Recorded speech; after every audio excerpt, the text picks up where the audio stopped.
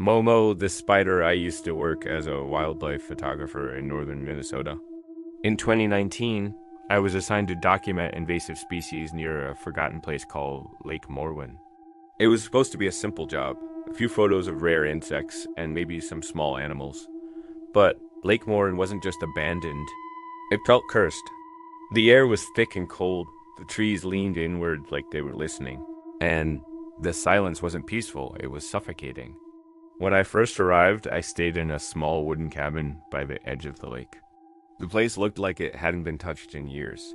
Dust covered everything.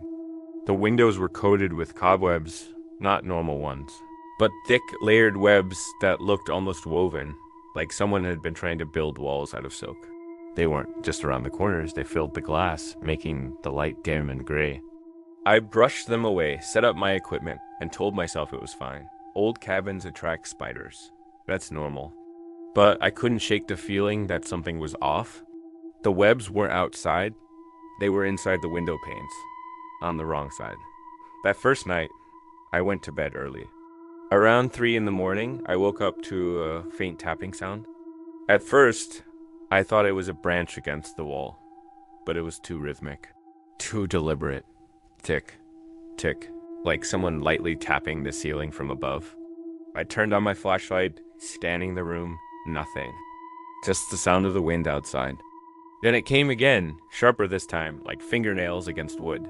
I climbed onto the bed and aimed my flashlight at the ceiling. There was a small hole there, perfect, round, maybe the size of a coin, and from it hung a single thread of web, slowly swaying in the air. When I reached up to touch it, it stuck to my finger. It was warm.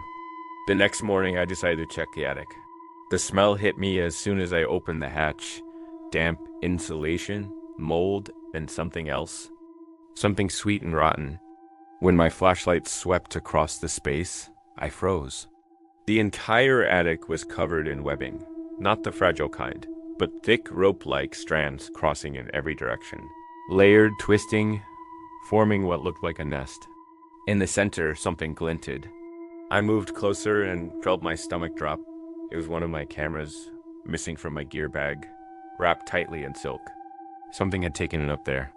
Later that afternoon, I drove into the nearest town, Duskfield, about 10 miles away. I went to a small diner to grab a coffee and ask around. The owner, an old man named Clay, looked up when I mentioned Lake Morwen. His expression changed immediately. He leaned forward and said quietly, "You shouldn't be there." When I told him about the webs, he hesitated, then asked if I'd ever heard of Momo. I thought he meant the creepy internet thing from years ago. That disturbing photo that went viral, but he shook his head. "Not that one," he said. "The real one.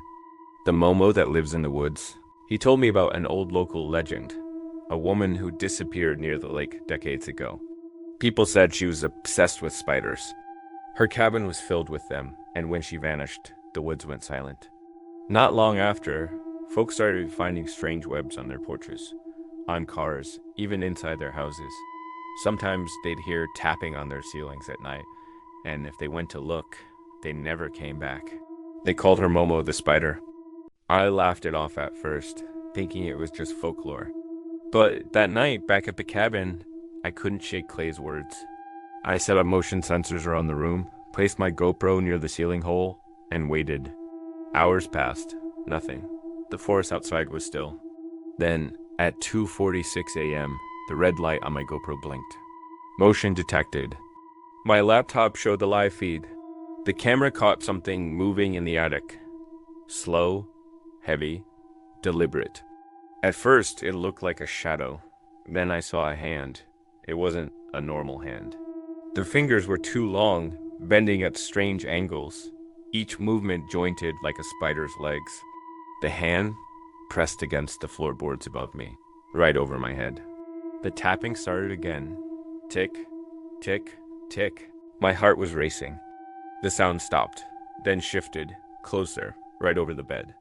My flashlight flickered once, twice, then went out completely. In that half second of light, I saw something looking down through the hole. A face pale, thin, with huge, wet eyes that reflected the light back at me. I ran out the door without even grabbing my shoes. The cold air hit me, and I didn't stop until I reached the edge of the forest. When I finally turned around, I saw the cabin glowing faintly from inside, like a lantern made of silk. Something was moving in the window, tall, crawling along the walls, its limbs bending like a marionette's. And then I saw the trees. They were covered in webs too, thick white sheets stretching between the trunks. And hanging from them were shapes. At first, I thought they were animals, but when the wind moved, I saw faces. Human faces, wrapped and suspended, their mouths slightly open. I had turned back to my truck, trying to steady my breathing. But when I reached for the handle, I froze. Sitting on the hood was a figure, pale, dripping, with strands of hair sticking to her face. Her arms were long, too long, ending in thin fingers that scraped lightly against the metal. Her mouth opened, not side to side, but straight down the middle, splitting her face in two. And from it came a dry, clicking sound, like mandibles. The next thing I remember is waking up in the driver's seat with the door open, sunlight blinding my eyes. My cameras were gone, my motion sensors gone. Everything I had recorded missing. I went straight to the sheriff's office in Dustfield. They searched the cabin that same afternoon, but found nothing.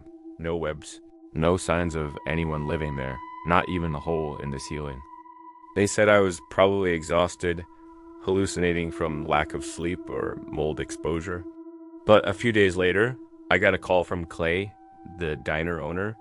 He said something strange had shown up in the local classifieds. An ad for a used camera found by Lake Morwen. He sent me a photo. It was mine. When I bought it back, most of the footage was corrupted.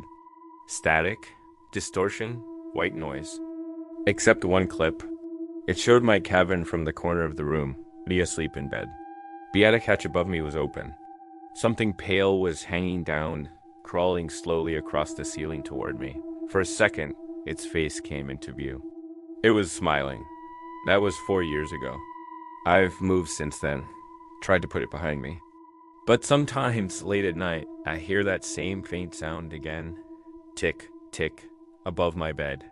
Every few months, I find a single strand of silk in my backpack or wrapped around the handle of my camera.